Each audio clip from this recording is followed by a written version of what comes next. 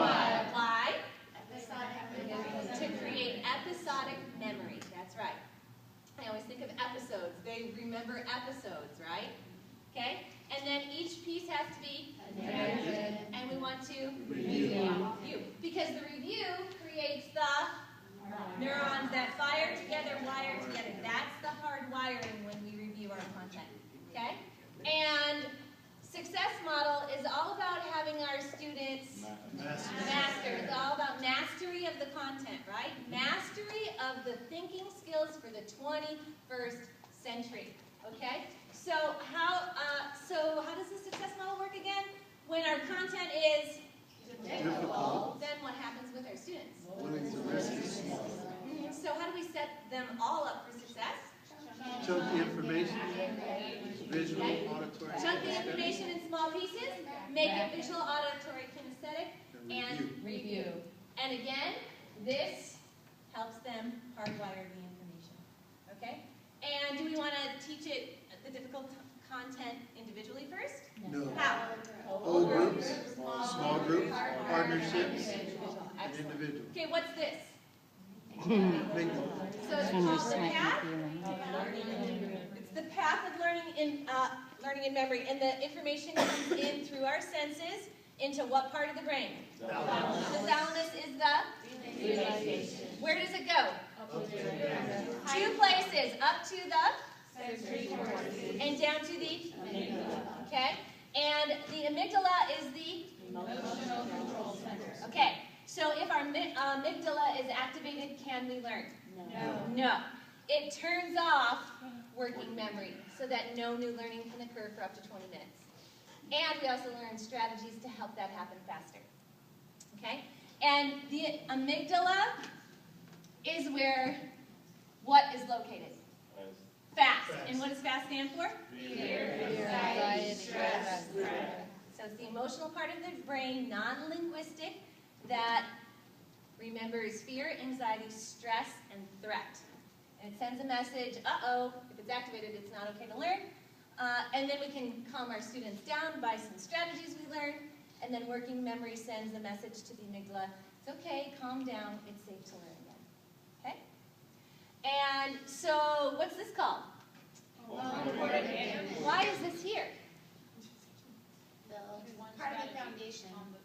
It's the strategy to calm the amygdala.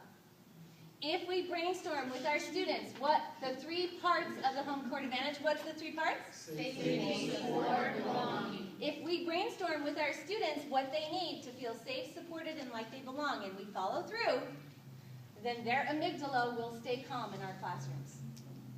Okay? And then, what's this all about? What key story is this? Ownership. Everybody put your hand on your belly and say, ownership. Ownership. Make your dreams, no. Take responsibility for your actions. Take responsibility for your actions. So, and this is called the what team? Ownership team. And this is called the Victim team. And when I say where are you living, you're going to say Above the line. And when I say what team are you playing on, you're going to say the Ownership team. And where does this fall? Foundation. And what fuel does it belong to in the Life skills. Life skills. Total life skills. Okay? What's the difference between people and animals? Choice. We have a choice, which is the first step. Above the line. Above the line, realizing we can choose how we respond to any situation. That's so powerful. If we can just get that, like all of us, you know what I mean? Like, okay, I can choose. How am I going to choose to respond to this situation? It is reclaiming our power. Because when we blame other people, we give it away. So reclaiming it. How will I respond? What's this? Crime directive. This goes to Cole. He claimed it this morning. Okay, and what is the crime directive? From theirs to ours and ours to theirs. Say it with me. From theirs to ours and ours to theirs. Remember, the Common Core is all about making it relevant. We get to find out what's going on in their world. We get to activate their schema, hang our content on their schema, and show them how they can relate it to their world. Okay? It's all about relevance. And what's that called? QL design frame. And how do we prepare the learner? Enroll and experience. So enroll is about capturing what? Working memory. The experience is about building schema. Okay? Everybody understand that? What is enroll about? Capturing Working memory. And then the experience is about building schema. Okay? What does this say? Teach the content with rigor. Teach the content with rigor. That's where we're going with the Common Core. And after we label it and enroll the students in labeling whatever we're teaching them, who demonstrates it? The students demonstrate it. So we're shifting from teacher-centric to student-centric. Okay? And then what's the last part? Solidify the learning. And how do we solidify the learning?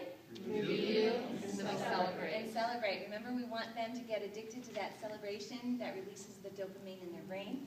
Happy juice, remember? And then the review is going to what? The review is going to neurons fire together, it's going to wire the information. Everybody turn your chairs right this way.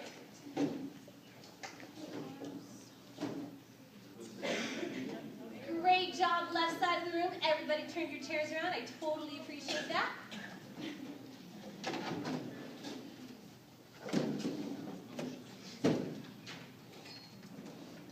Great job. One of the things that's most difficult in our class is to manage our students' what? To manage their what? State. That's right. What makes up our state of mind?